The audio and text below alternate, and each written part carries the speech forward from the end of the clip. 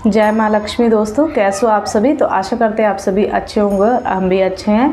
तो आज हम सिंदूर से जुड़ी 7 महत्वपूर्ण बातें आप लोगों को बताएंगे कि सिंदूर लगाने से पति का भाग्य चमक जाता है और सिंदूर वो औरतों का सुहाग का जो होता है वो प्रतीक माना जाता है। सुहाग का प्रतीक होने के साथ साथ उनके सिंगन में भी सबसे ज़्यादा महत्व जो होता है वो सिंदूर का ही होता है। एक शादीशुदा सुहागन औरत के लिए सिंदूर जो होता है बहुत ही महत्वपूर्ण होता है। लेकिन अगर जो आपको यह कहा जाए कि आपके सिंदूर लगाते समय की गई या गलतियाँ जो होती है आपके पति को बहुत ही बुरी तरीके से कर्ज में डुबो देगी। जो महिला सिंदूर लगाते समय ये गलतियां करती हैं तो उनके पति को कभी भी धन में बरकत नहीं होती है। लेकिन आपको घबराने की कोई ज़रूरत नहीं है। हमारे जो वास्तु शास्त्र होते हैं और पुराण होते हैं उनमें सिंदूर के कुछ ऐसे महत्वपूर्ण नियम बताए गए हैं जिनको जानने और करने के बाद में आप भी अपने पति की किस्मत के दरवाजे खोल सकते हैं और उनके कारोबार या बिजनेस में तरक्की, रात चौगनी तरक्की कर सकते हैं। लेकिन शास्त्रों में ये भी बताया गया है कि अगर सिंदूर लगाते समय आप या गलतियां करते हैं आपका पति जो होता है कभी भी धनवान नहीं बन सकता है। उनके हर कामों में बाधा आती रहेगी, बनता बनता काम बिगड़ जाता है और साथ ही साथ दुर्भाग्य होता है वो भी उनके दरवाजे पे दस्तक देता है। तो अगर आप भी जानना चाहते हैं सिंदूर लगाते समय में किन किन बातों का ध्यान रखना चाहिए तो आइए इस वीडियो को लेकर के चलते हैं आगे। तो इससे पहले जिस किसी ने हमारे चैनल का सब्सक्राइब न किया हो तो फटाफट से जाके सब्सक्राइब कर दे, लाइक कर दे और बेल आइकन दबाना बिल्कुल भी ना भूले। और माता लक्ष्मी की आप लोगों पे कृपा बनी रहे, ऐसे ही माँ लक्ष्मी आप लोगों पे कृपा अपनी बनाए रखे, सबका सुहाग सलामत रहे।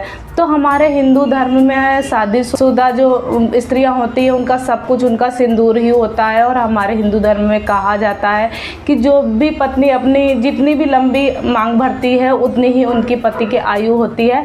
और इसके साथ साथ हमारे सामुद्रिक शास्त्र में भी 16 श्रृंगार बताए गए हैं, उसमें से सबसे महत्वपूर्ण जो है वो सिंदूर ही होता है।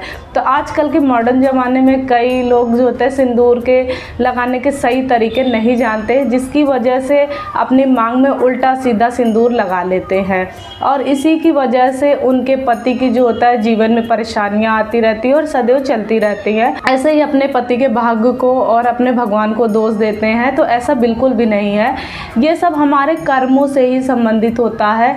नंबर 1 तो दोस्तों जैसे कि वास्तुशास्त्र और पुराणों के अनुसार बताया गया है कि जो औरतें सिर धुलने के बाद तुरंत सिंदूर लगा लेती हैं तो गीले बालों में सिंदूर लगाती हैं, बाल सूखने नहीं देती हैं, तो ऐसे में उनके पति को जो होता है आर्थिक स्थिति का सामना करना पड़ता है, आर्थिक कठिनाई होती हैं, उनके पति कर्ज में डूबने लग जाते हैं और उनके धन धान्य जो होता है वो सब ठप पड़ जाता है।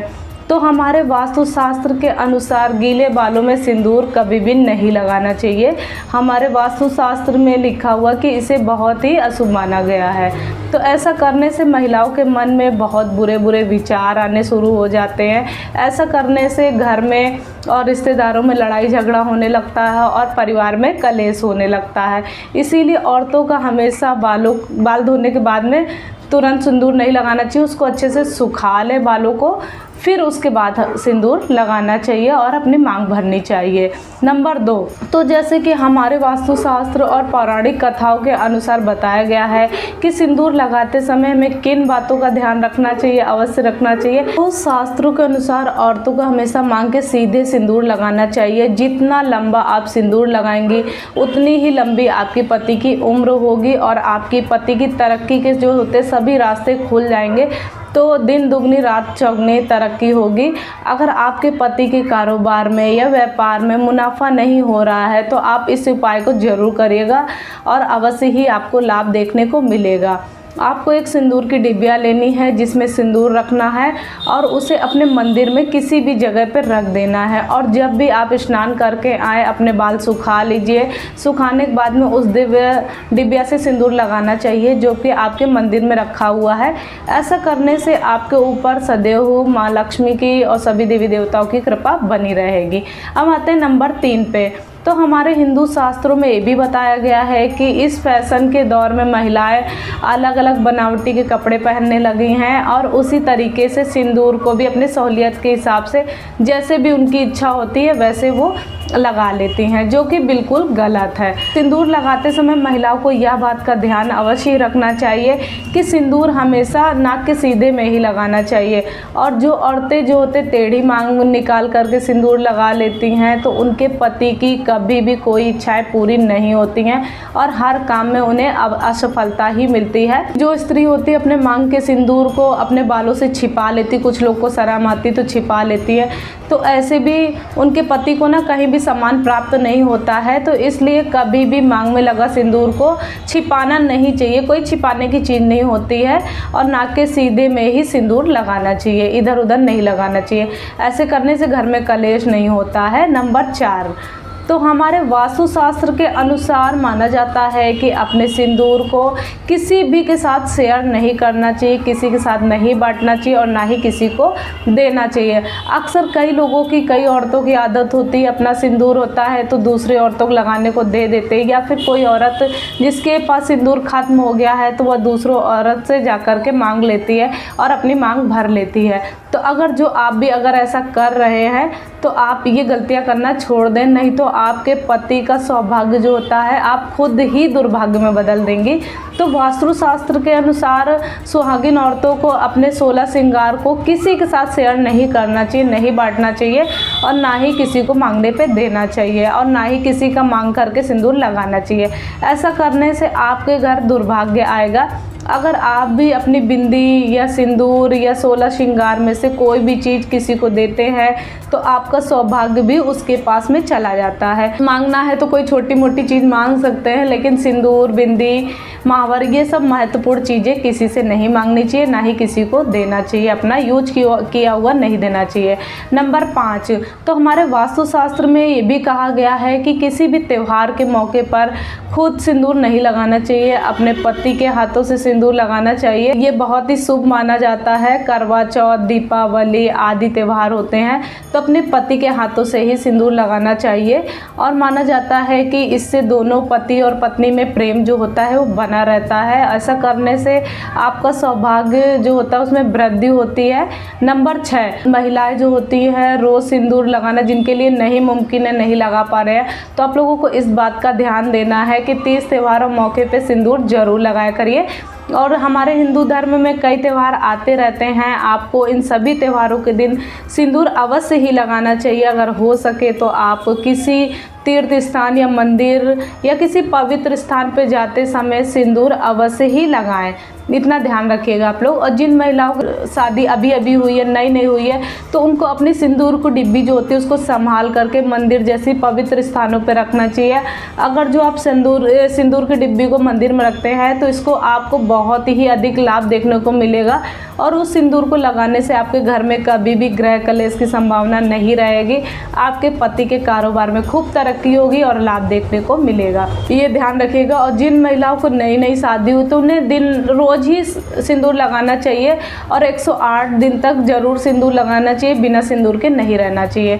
नंबर 7 और सबसे महत्वपूर्ण बात, तो महिलाओं को ये अवश्य ही ध्यान रखना चाहिए कि सिंदूर लगाते समय अगर सिंदूर उनकी नाक पे गिर जाता है तो इसका मतलब है कि उनके पति की आयु जो है वो बहुत ही लंबी है।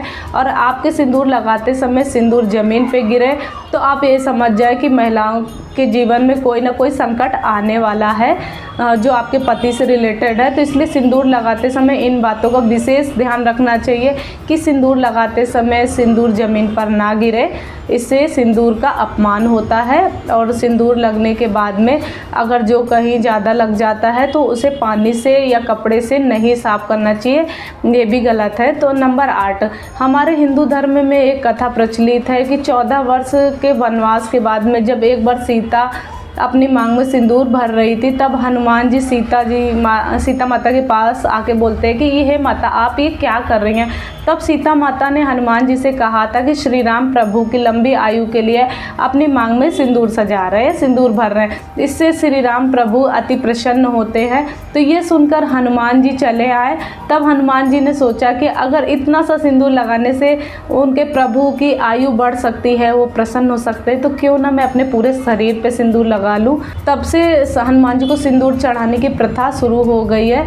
तो इस कहानी सुनकर के आपको पता चल गया होगा कि सिंदूर में कितनी शक्ति होती है। तो जब वो भगवान की आयु बढ़ा सकता है तो इंसानों की क्यों नहीं बढ़ा सकता। तो इसलिए प्रतिदिन स्नान करने के बाद सिंदूर अवश्य ही लगाना चाहिए। इससे ना केवल आपके पति के सौभाग्य में वृद्धि होगी, बल्कि आपके पति की उम्र भी लंबी होने के साथ साथ उन्हें अनेक प्रकार के मानसिक शक्तियों भी प्राप्त होंगी। इसलिए आप लोगों से हाथ जोड़ के निवेदन है कि सौभाग्यवती स्त्री का जो होता है मांग का सिंदूर होता है वो असली पहचान होता है। तो आज का हमारा यही वीडियो था, और कैसा लगा तो कमेंट में ज़रूर बताइएगा। तो और लाइक करना बिल्कुल भी ना भूलिएगा, और कमेंट में जय माँ लक्ष्मी ज़रूर लिखिएगा। माता लक्ष्मी का आशीर्वाद चाहते हैं बना रहे तो हमारे चैनल पे आप लोग ज़रूर कमेंट में जय माँ लक्ष्मी ज़रूर लिखिएगा। तो आज के लिए इतना ही, चलिए मिलते हैं नेक्स्ट वीडियो में। तब तक के लिए राम राम, जय सिया राम, और राधे राधे, हर हर महादेव, जय माता दी।